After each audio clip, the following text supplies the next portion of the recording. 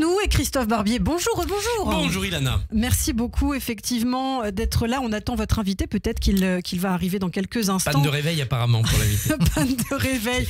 Écoutez, ça arrive à d'autres.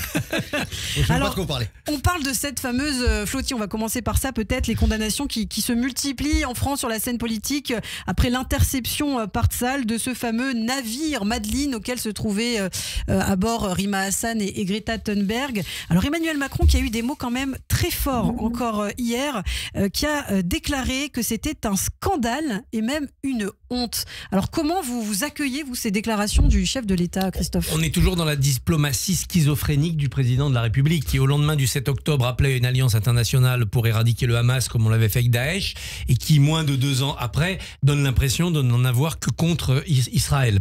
Il faut développer une analyse qui analyse toutes les couches en fait de cette affaire. Il y a en surface, d'après ce que l'on voit, un coup médiatique. Une espèce de bateau de croisière où on fait bronzette sur le pont pendant quelques jours, on envoie des Instagrams et puis hop, on se fait arrêter, ça permet de faire des images. Très peu d'aide humanitaire à bord. Évidemment, très peu d'aide humanitaire. Si vous voulez forcer un blocus militaire, maritime, vous envoyez un cuirassier, vous envoyez pas un voilier. Si vous voulez apporter de l'aide humanitaire, vous envoyez des cargos avec des containers contenant des médicaments, de la nourriture. Vous n'envoyez pas un voilier où vous ne pouvez mettre dessus que des starlettes qui font de l'Instagram et des réseaux sociaux. D'ailleurs, en 2010, quand cette opération de la flottille de la liberté, parce qu'elle est ancienne, elle dure depuis 2007, avait tenté de forcer un premier blocus. C'est 8 cargos qui étaient partis. Il y avait un bateau de passagers et 7 cargos qui contenaient des matériaux de construction, donc du très lourd, des fauteuils roulants, des médicaments, etc. Et il y avait d'ailleurs un arraisonnement beaucoup plus brutal puisqu'il y avait eu des morts. Lors de cet arraisonnement, les passagers avaient résisté, il y avait eu des tirs, il y avait eu des morts. Là, on n'est pas du tout dans la même chose. On est passé au 21e siècle avancé, c'est-à-dire que l'arme aujourd'hui, elle est médiatique. C'est-à-dire peu importe que vous franchissiez ou non le blocus, peu importe que vous apportiez quoi que ce soit aux Palestiniens, l'idée c'est de faire du clic. L'idée c'est de faire du buzz. C'est ce qui a été réussi par Rima Hassan, Greta Thunberg et leurs complices. L'idée c'est de faire du clic et vous avez peut-être vu aussi ces déclarations que certains ont jugées choquantes. Sofia Chikirou qui a notamment déclaré sur les réseaux sociaux les 12 otages retenus par Israël. Des humanitaires, des journalistes, des militants pour la paix, une élue du Parlement européen. Israël est hors de la communauté internationale. C'est ce que dit Sofia Chikirou, donc en comparant Rima Hassan et consorts à des otages. Bien sûr, alors évidemment il y a une double erreur, et d'abord une erreur sémantique. Quand vous avez des otages, c'est que vous demandez quelque chose en échange de leur libération. Des rançons financières, des armes, des mouvements de territoire, des libérations de vos amis prisonniers, etc. Là, Israël ne demande rien.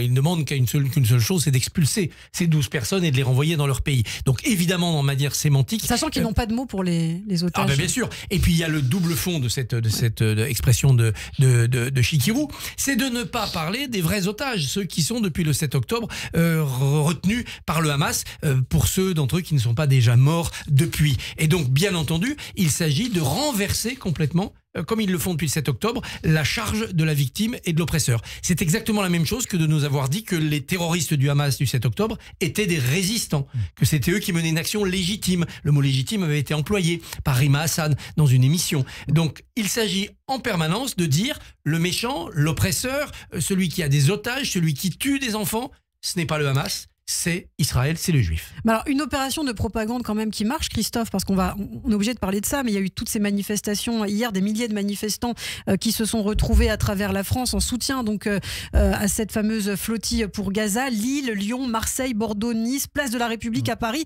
On a vu d'ailleurs une journaliste de France Info qui a été violemment agressée. Alors, oui, il y a des rassemblements très importants, mais c'est des rassemblements organisés. Quand au milieu de la nuit, Rima Hassan a dit « Allez, place de la République », Mélenchon a dit « Allez, place de la République », ils sont pas venus. Mais le lendemain soir, bien organisé, avec les organisations habituelles, LFI, NPA, sans doute la CNT, le POI, etc. Oui, on arrive à mettre des militants et des adhérents sur les places. D'autant que c'était relayé par tous les médias. Bien entendu, les images étaient spectaculaires. Ce qui m'inquiète, moi, plus profondément, c'est l'action sur l'opinion des jeunes. C'est-à-dire que toute une génération qui ne s'informe que par Instagram, Snapchat et autres réseaux sociaux s'est fait graver, s'est fait tatouer dans le cerveau depuis quelques jours que l'héroïsme, c'était le voilier. Et donc ce sont des jeunes qui vont grandir avec ça et pour qui le héros moderne, ça sera Rima Hassan prenant la mer pour essayer d'arriver à Gaza. Et ça, pour déraciner cette idée reçue, ça sera compliqué. Alors il ne faut pas renoncer, il faut expliquer qui était sur ce bateau.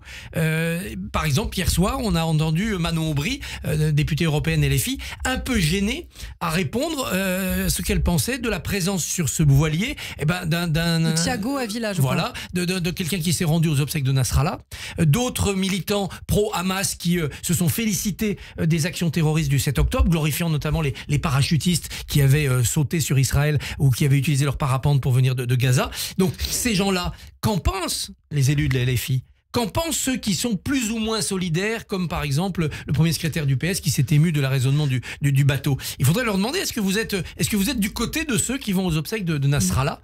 N'oublions pas que Rima Hassan aussi avait été dans une manifestation en solidarité avec Nasrallah. Alors on parle de ce qui se passe sur la scène politique en France. On va revenir dans un instant à votre livre, enfin au livre de votre invité, bon, qui n'est toujours pas là, Bruno Cotresse, le vote un livre qui a été sans très issue. fatigant à écrire, je pense. Mais je voulais d'abord, avant de parler de ce livre, vous faire réagir justement après la victoire d'Olivier Faure qui reste à la tête du Parti Socialiste, pose la question de l'alliance avec LFI pour les municipales. Qu'est-ce qu'on en dit justement au PS? Bon c'est clair, Olivier Faure a masqué son jeu. Depuis janvier, il semblait s'être recentré, avoir rompu avec LFI. Il n'avait pas voté la censure LFI du budget, donnant l'impression qu'il pouvait négocier avec Bayrou. Tout ça a été une ruse pour endormir son opposition et gagner le Congrès. Maintenant que le Congrès est gagné par Olivier Faure, il révèle sa véritable stratégie. Au municipal, on restera allié avec LFI, dit le leader socialiste, dans les municipalités où c'était déjà le cas. Et puis pour la suite, un de ses soutiens me disait hier, on ne voudra pas de la proportionnelle. Ça veut dire quoi, refuser la proportionnelle pour le PS? Ça veut dire refuser d'être indépendant de LFI.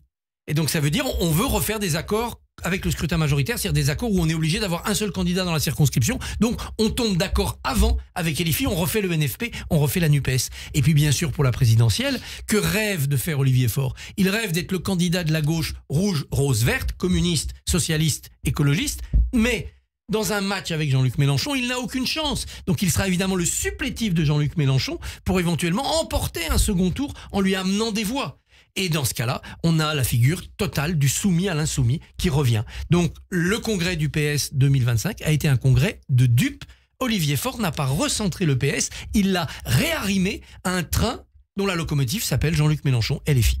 Alors on revient justement sur tout ce qui s'est passé ces derniers mois en France sur la scène politique. C'était il y a un an, presque jour pour jour d'ailleurs. Oui, la dissolution le 9 juin 2024. On l'a pas abordé hier dans l'édito, mais c'est vrai, la dissolution surprise de l'Assemblée nationale qui a déclenché une crise politique majeure. On a entendu hier Emmanuel Macron qui a affirmé que son souhait n'était qu'il n'y ait pas d'autre dissolution de l'Assemblée, sans toutefois l'exclure complètement. S'il a assumé sa décision, il a reconnu qu'elle n'avait pas été comprise par les Français et qu'elle n'avait pas permis de clarifier les choses. Oui, elle n'a pas été comprise, c'est évident, il l'avait dit en décembre. C'est une erreur, c'est évident aussi, il l'avait susurré il y a quelques mois. Et là, depuis quelques jours, l'entourage du président dit, oui, le président en privé dit, c'était mieux avant. Ah bah évidemment, c'était mieux avant. Quand il avait une majorité, et même entre 2022 et 2024, on arrivait à faire voter certains textes. Oui, le président a plongé la France dans un chaos politique et institutionnel. Pas de majorité à l'Assemblée nationale, un jeu de surenchère entre le RN et LFI, un gouvernement qui ne peut pas gouverner et un avenir très sombre,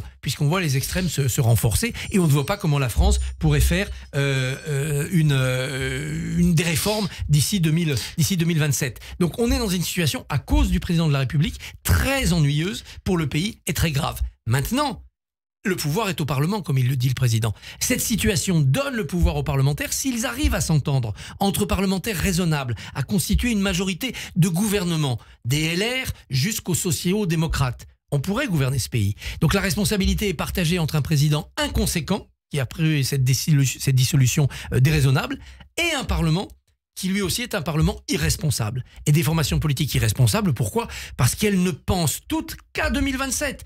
Les groupes parlementaires ne sont pas des groupes, ce sont des écuries présidentielles. Les partis politiques ne sont pas des partis, ce sont des chapelles au service d'un présidentiable. Et donc l'égoïsme, l'ambition individuelle est en train de tuer l'intérêt général dans notre pays. On peut peut-être tenir 2 ans comme ça, on l'a déjà fait dans notre histoire, ça passe vite 2 ans, mais ça peut être aussi 2 années fatales, notamment pour le redressement de nos comptes publics. Alors ce livre, justement, on en parle, le vote vote sans issue, chronique électorale 2024 de Bruno Cotresse et Anne Muxel. Quels sont les enseignements justement qu'on peut retenir de ces derniers mois, des élections justement législatives et européennes? Quels sont les grands enseignements qu'on peut tirer de cet ouvrage? Tout est dans le titre. Le vote sans issue, on pense évidemment à une voie sans issue, c'est-à-dire on n'a plus de solution, c'est ce que je décrivais, c'est la situation intenable d'aujourd'hui. Mais ça renvoie à un concept sociopolitique anglo-saxon qui est l'issue voting. L'issue voting, c'est quand vous votez pour un enjeu. Par exemple, vous êtes très attaché à la sécurité d'Israël et ça motive votre vote. Vous n'allez pas voter LFI. Vous êtes très attaché à la baisse des impôts, vous n'allez pas voter à gauche, vous allez voter LR, etc. Et aujourd'hui, nous dit ce livre, les Français ne votent plus en fonction des enjeux. Ils votent en fonction des passions, des émotions. Et on a deux France totalement clivées, totalement face à face. Un RN ultra puissant aux européennes et au premier tour des législatives, dans une France abandonnée, la France périphérique, la France des petites et moyennes villes et des campagnes. Et puis, une gauche et un centre qui se partagent les centres-villes et les banlieues. Là où la situation sociale est dure, où il y a beaucoup d'immigration, c'est LFI et la gauche radicale qui l'emportent. Là où on a des bobos et des gens un peu plus stables, c'est plutôt le centre et le macronisme qui survit. Et cette France-là, elle est congelée. On est face à face, ce sont des forteresses électorales. On voit mal comment un camp peut prendre le camp de l'autre. Et donc on risque de rester longtemps avec ce face à face. Est-ce qu'à un moment donné, par le jeu du scrutin, il y en a quand même un qui va faire 51% et donc diriger le pays? On ne sait pas. Mais peut-être que cette situation intenable, elle va devenir durable. Imaginez par exemple en 2027, un président élu qui n'ait pas de majorité à l'Assemblée, comme Macron l'a connu en 2022. On repartirait pour un scénario d'impuissance pendant quelques années. Donc peut-être que ce que nous vivons en nous disant ça va durer 2 ans et puis on va trancher en 2027, peut-être que ça n'arrivera même pas parce que la sociologie politique aujourd'hui de la France est une sociologie beaucoup trop clivée. Alors vous parlez justement du Rassemblement national qui a les cœurs dans les campagnes et la France périphérique, comme vous dites notamment. Hier, le RN qui s'est offert une grande sauterie internationale pour oublier un petit peu ce qui se passe sur le plan interne, notamment le fameux procès de Marine Le Pen. Le parti Le Peniste qui a invité plusieurs figures de l'extrême droite européenne, dont Viktor Orban, Matteo Salvini, a fêté la victoire des nationalistes européennes de 2024. Oui, donc des figures internationales éminentes, un Premier ministre hongrois, un haut responsable italien qui était au fin fond du Loiret dans un champ. Pourquoi? D'abord parce qu'ils partagent tous un combat, c'est le combat contre Bruxelles, contre l'Europe. Et derrière l'Europe au sens institution, la Commission européenne, etc., derrière, ils sont contre l'Europe au sens de démocratie libérale. Ils n'en veulent plus. Ils considèrent que les démocraties actuelles se tournent contre le peuple et d'une manière un peu trumpiste disent la justice, les institutions, tout ça est tourné pour nous abattre. Alors évidemment Marine Le Pen dit qu'elle est dans le collimateur de la justice et du système. Orban explique que l'Europe depuis maintenant plusieurs années ne voue son énergie qu'à bâillonner les peuples. Et donc on est véritablement face à cette internationale illibérale qu'Emmanuel Macron dénonçait. C'est une internationale qui a de grands succès. On cite des gens qui sont au pouvoir ou presque au pouvoir, et en même temps c'est une internationale qui n'a jamais réussi à faire basculer l'Europe. L'extrême droite est divisée, il y a d'un côté Mélanie, Zemmour, etc., de l'autre Orban, Le Pen, donc il y a 2 camps dans cette extrême droite, et puis surtout, même si elle a remporté des progrès spectaculaires, elle dirige assez peu de pays. Et quand elle dirige un pays, elle a du mal à faire la preuve que sa politique marche. Elle a perdu le pouvoir en Pologne, Orban est contesté, en Italie, Meloni a changé de politique pour rester au pouvoir. Donc cette famille montre les limites de sa stratégie. Elle doit continuer à mettre du vinaigre sur les plaies et à dire ce qui va mal, parce qu'elle est incapable de convaincre les peuples qu'avec elle, ça ira mieux. Alors peut-être un dernier mot pour conclure, Christophe, sur cet ouvrage que vous souhaitiez nous présenter aujourd'hui avec Bruno Cotresse, Le vote sans issue. Peut-être votre mot de la fin, Christophe. Cet ouvrage est très intéressant. Alors c'est un ouvrage aussi technique qui s'adresse aux étudiants en sciences politiques. Il y a beaucoup de graphiques, beaucoup de calculs, parce que il décrit la fin d'un monde. Ce monde français dans lequel nous sommes installés depuis 1958. Stabilité de l'exécutif. Jamais un président n'a été aussi détesté, un gouvernement aussi ligoté. Bayrou ne fait pas grand-chose, il ne peut pas faire grand-chose. Il y avait la clarté du législatif avec des majorités claires. Ça pouvait donner des cohabitations, mais au moins c'était clair.